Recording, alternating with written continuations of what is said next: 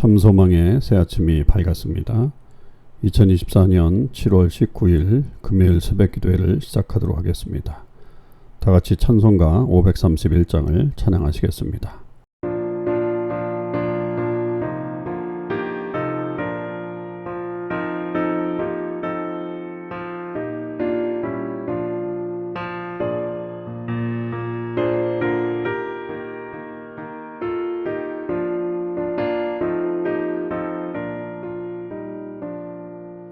자비한 주께서 부르시네 부르시네 부르시네 사랑의 햇빛을 외안받고 점점 더 멀리 가나 지금 오라 지금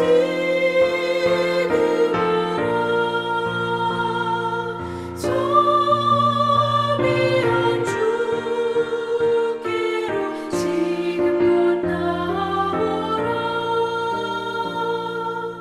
고달까지 진자 쉬라 하네 쉬라 하네 쉬라 하네 무거운 짐 진자 다 나오라 쉬게 해 주시리라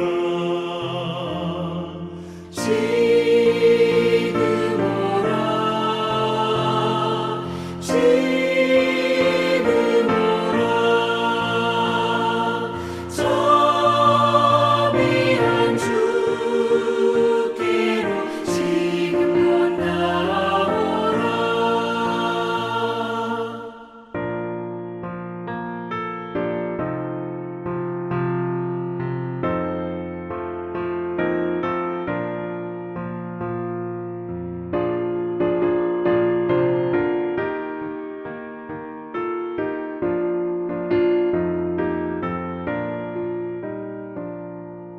주께서 지금도 기다리네 기다리네 기다리네 죄짐을 가지고 다 나오라 어서 주 앞에 오라 지금 오라 지금 오라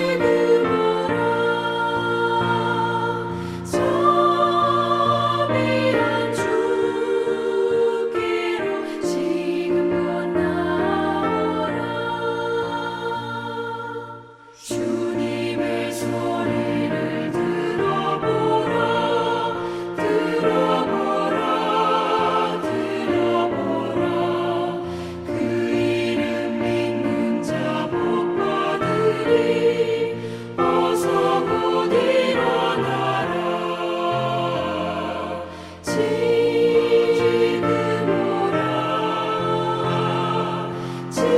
오라 지금 오라 자비한 주께로 지금 건너오라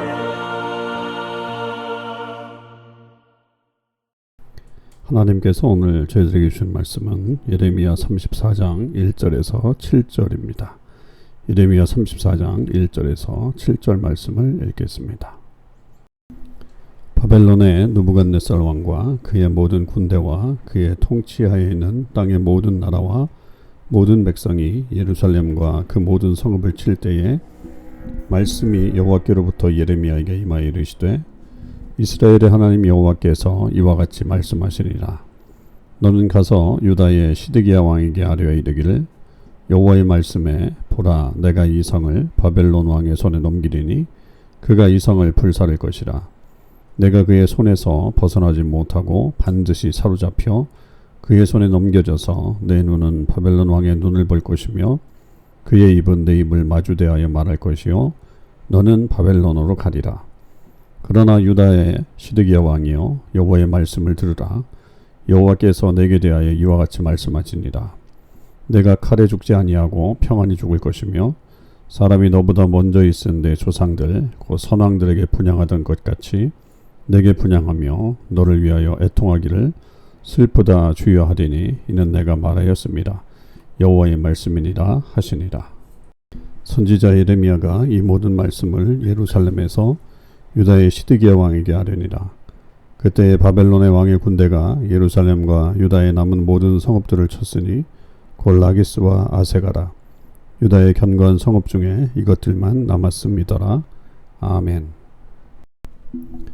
오늘도 이 새벽기도에 동참하는 우리 모든 참서망의 식구들과 또 하나님의 백성들 위해 주님의 크신 은혜와 사랑이 함께 하시기를 주님의 이름으로 축원을 드립니다. 오늘 우리는 예레미야 34장 1절에서 7절 말씀을 묵상하겠습니다. 이제 예레미야 34장은 33장 이전까지의 내용과 또 전혀 새로운 말씀의 어떤 그런 사건이 일어나게 되는 것을 볼 수가 있습니다. 여기에 1절에 보면 다시 여호와께로부터 예레미야에게 임하여 이르시되 라고 하는 말로 이제 앞장과 전혀 다른 분위기를 보여주고 있는 그런 내용이죠. 그러나 이 장면은 그 시드기야 왕 때에 느부갓네살 왕이 결국 예루살렘을 치게 될 것이다 라고 하는 그런 예언이 담겨져 있습니다. 사실은 굉장히 무시무시한 이야기고 듣고 싶지 않은 이야기인데 이 말씀을 통해서 결국은 이스라엘의 어떤 죄를 고발하고 있는 그런 하나님의 그 말씀이 우리에게 주어지고 있죠. 앞장에서는 사실은 그 이스라엘을 포로에서 귀환시켜 주실 것이다. 그런 약속이 참 많이 주어졌는데 이제 다시 이스라엘의 멸망 또 예루살렘의 멸망에 대해서 말씀하고 있는 내용으로 다시 돌아가죠. 늘 말씀드렸듯이 이렇게 반복되는 이유들은 결국 이렇게 계속 말씀이 주어짐에도 불구하고 이들이 회개하지 않고 하나님의 말씀에 순종하지 않고 예언자의 말에 귀 기울이지 않는 그런 어리석음이 그들 가운데 있었기 때문입니다. 자, 하나님은 이제 예레미야에게 시드기야에게 가서 그 왕에게 말해라 이렇게 2절에 말씀하시죠. 그러니까 이것은 지금 시드기야 예레미야가 그 옥에 갇혀 있었던 그런 상황이 아니고 풀려난 상황이라고 볼 수 있고요. 그리고 이 시드기야에게 당당히 나아갈 수 있는 그런 입장이 되고 있음을 또한 알 수가 있죠. 그럴 때에 전해야 될 그 말씀은 2절에 보면 내가 이 성을 바벨론 왕의 손에 넘기리니 그가 이 성을 불살할 것이다. 그렇게 말씀합니다. 결국 불로써 멸망시키는 그런 성읍이 될 것이다 라고 하는 거죠. 사실 구약에서 이 불로 멸망시키는 이 모습은 소돔과 고모라에게 향했던 하나님의 심판의 모습이죠. 그래서 이것은 상당히 좋지 않은 그런 모습으로 비춰지기 때문에 이 말을 들었을 때 시드기야에게 입장에서는 상당히 기분이 안 좋았을 거고 또 더 나아가서 정말로 그렇게 되겠느냐라고 하는 어떤 의심도 가졌으리라고 생각이 듭니다. 그만큼 하나님의 입장에서는 이 예루살렘의 폐역이 불살라서 멸망시켜야 될 만큼 아주 패역한 그런 모습을 가지고 있었다라고 하는 것을 또한 반증으로 우리에게 가르쳐주고 있는 그런 내용이죠. 그와 동시에 이 시드기야 개인에 대해서는 이 바벨론의 포로로 끌려갈 것이다 라고 하는 것으로부터 시작을 하죠. 거기에 보면 3절에 내 눈은 바벨론 왕의 눈을 볼 것이고 그의 입은 내 입을 마주대하여 말할 것이다. 사실 굉장히 가깝게 그렇게 느껴지는 그런 두 사람의 관계처럼 여겨지잖아요. 평상시 같으면 눈과 눈을 맞대고 또 서로 가까이에서 입을 마주대하여 말하는 어떤 이런 분위기는 정말로 좋은 분위기라고 볼 수가 있겠지만 지금 이 상황은 이 느부갓네살과 시드기야의 어떤 그런 입장에서는 그런 가까운 관계이기보다는 서로 이렇게 가까이에서 결국 끌려가게 될 것이다. 그래서 너는 바벨론으로 가리라. 이건 결국 포로가 돼서 가게 되는 시드기야의 운명을 얘기하고 있죠. 자, 그러면서 4절에는 그러나 유다의 시드기야 왕이여 여호와의 말씀을 들으라. 이것은 굉장히 중요하죠. 여호와의 말씀을 들으라. 그러니까 어떻게 보면 이 말씀은 다시 한번 시드기야에게 기회를 주는 말씀입니다. 그러니까 기회를 줘서 지금이라도 회개하고 또 하나님 앞에 온전히 서라라고 하는 것을 말하고 있죠. 근데 이 말씀은 물론 그 내용이 이 시드기야가 바벨론에 끌려가긴 하지만 칼에 죽지 않고 평안히 죽을 것이다. 그리고 많은 사람들이 너를 위하여 애통하게 할 것이다. 그런 어떤 그 죽음에 대한 좀 은혜? 뭐 이렇게 표현할 수 있을까요? 뭐 그것에 대해서 말씀하는 것처럼 보입니다. 그러나 우리가 이 실상을 좀 알아야 되겠죠. 시드기야가 어떻게 이 바벨론의 포로로 끌려갑니까? 결국 눈이 뽑히잖아요. 그 눈이 뽑히기 전에 시드기야가 가장 마지막에 본 것은 아들의 죽음입니다. 그 아들의 죽음을 본 다음에 두 눈이 뽑혀서 결국은 이 바벨론의 포로로 끌려갔다라고 하는 사실이죠. 그리고 뭐 거기서 여기 평안히 죽는다라고 하는 표현은 뭐 잘 먹고 있다가 죽는다 이런 표현이기보다는 거기서 수명대로 살다가 죽었을 것이다 이렇게 이제 표명할 수 있는 거죠. 그래서 어떤 학자는 이 말이 평안히 내가 죽을 것이다 라고 하는 이 말이 오히려 지금 예레미야가 시드기야를 비꼬는 말이다. 왜냐하면 그 모든 것을 알고 있었던 선지자라고 한다면 그것을 그대로 이야기를 해야지 이렇게 말을 하는 것은 오히려 이 시드기야를 비꼬는 말이고 그것과 동시에 결국 그에게 돌아올 것을 하나님을 온전히 섬길 것을 말하는 그리고 그의 죄악을 고발하는 어떤 그런 모습이라고도 이렇게 볼 수가 있겠습니다. 기회를 한 번 더 주시는 그런 하나님의 말씀이 이 시드기야에게 주어지는 거죠. 그러나 이 시드기야는 돌이키지 않죠. 그래서 결국 이 모든 것을 시드기야 왕에게 다 아뢰고 7절에 보면 그때 바벨론 왕의 군대가 예루살렘과 유다의 남은 모든 성읍들을 쳤다. 그래서 라기스와 아세가라고 하는 그 유다의 견고한 성읍 중에 이것들만 남고 모두가 다 침을 당하는 어떤 그런 일들이 벌어지게 됐죠. 이때의 느부갓네살의 어떤 그 권세는 뭐 어느 누구도 대항할 수 없는 아주 막강한 그런 권세를 가지고 있었고 하나님은 결국 느부갓네살을 통해서 유다를 심판하신 것이고 그 심판의 어떤 대상이 되었을 때에 그들이 그것을 알고 회개하고 돌아와야 되는데 그렇지 못하고 계속적으로 하나님 앞에 배반한 어리석은 모습을 보여줬다라고 하는 것입니다. 사실 이 부분이 이렇게 하나님의 심판을 말하지만 하나님의 사랑을 이야기하기도 하죠. 계속해서 하나님께서 말씀하시는 그래서 돌아오길 기다리신 하나님의 그 사랑, 이 하나님의 끈질긴 사랑, 결국 그것이 십자가의 사랑에서 표명이 되었고 확실하게 그 사랑이 드러났던 것을 우리는 보게 됩니다. 하나님은 그처럼 당신의 백성에게 끝까지 사랑하시고 돌보시고 책임지시려고 하는 그런 모습을 가지고 계심을 우리가 믿어야 할 것입니다. 그리고 그것에 그 사랑을 안다면 하나님 앞에 범죄하지 않고 계속 그 말씀에 순종하며 사는 그런 삶이 있어야 되겠습니다. 만일 그렇지 않는다면 결국 그 개인의 멸망뿐만 아니라 그 성읍이 어려움을 당하는 공동체가 어려움을 당하는 그런 일들도 벌어질 수 있음을 깨닫고 우리 안에 하나님 주신 그 기회를 잘 살려서 주의 은혜 가운데 살아가는 저와 여러분의 삶이 되시기를 주님의 이름으로 축원을 드립니다. 기도하시겠습니다. 하나님 아버지 감사합니다. 오늘도 이 귀한 하루의 삶을 주의 말씀과 함께 시작합니다. 아버지 하나님, 이 말씀이 저희들에게 다시 한번 경고의 말씀이 되게 하시고 무엇보다도 하나님의 사랑을 깨달을 수 있는 귀한 은혜의 말씀이 될 수 있도록 인도하여 주시옵소서. 하나님의 백성들 말씀대로 살지 못해서 결국 어려움을 당하고 예루살렘은 멸망을 당하게 되고 또 왕은 포로로 다 끌려가는 비참한 이야기들이 계속 이어지고 있습니다. 우리에게 아버지 우리의 잘못으로 인해서 죄악으로 인해서 이런 어려움 당하지 않도록 늘 깨어 있을 수 있게 하시고 주의 말씀 앞에 순종하며 살아가는 저희들 되게 하여 주시옵소서. 시드기야는 이스라엘의 마지막 왕입니다. 참 마지막 왕으로서의 그런 어려움들을 많이 겪었는데 주님 우리 세대에도 이런 어려움이 우리 속에 나타나지 않게 하시고 계속적으로 하나님의 은혜를 나타낼 수 있는 자로 설 수 있도록 역사하여 주시옵소서. 감사와 영광을 올려드립니다. 우리 주님 예수 그리스도의 이름으로 기도하옵나이다. 아멘.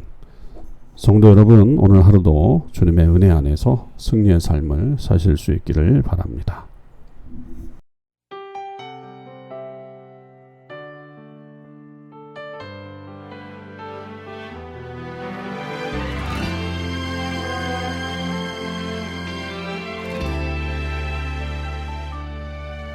눈물 흘리시는 하늘 아버지,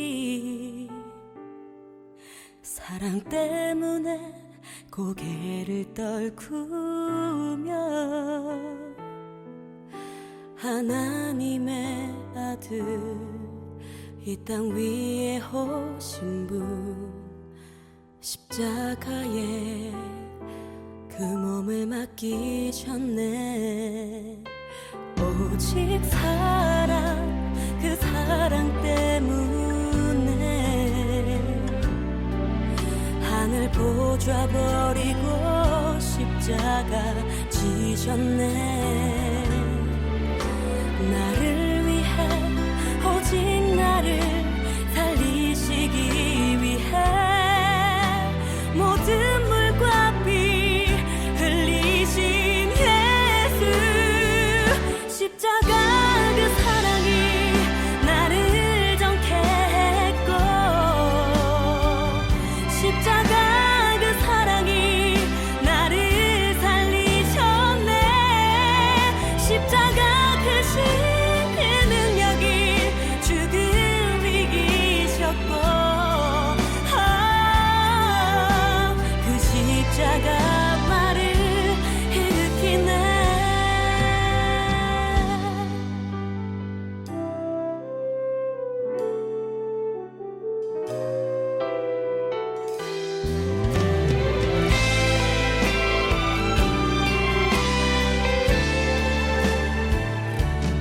오직 사랑, 그 사랑 때문에 하늘 보좌 버리고 십자가 지셨네. 나를 위해, 오직 나를 살리시기 위해 모든 물과 피 흘리신 예수, 십자가 그 사랑이 나를 정케 했고, 십자가 그 사랑이 나를 살리셨네. 십자가 크신 그 능력이 죽음 이기셨고, 그 십자가 나를 일으키네. 나를 향한 크신 사랑, 생명을 내어주신 주, 그 사랑이 나를 감싸네. 못 막히신 주님의 그 두 손이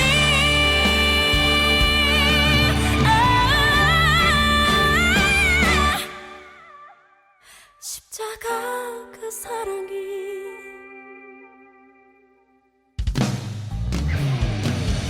십자가 그 사랑이 나를 정케 했고,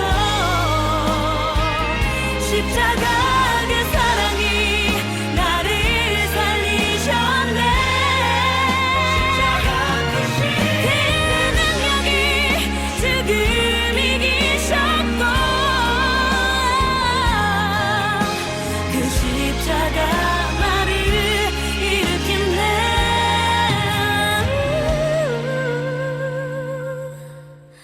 그 십자가 나를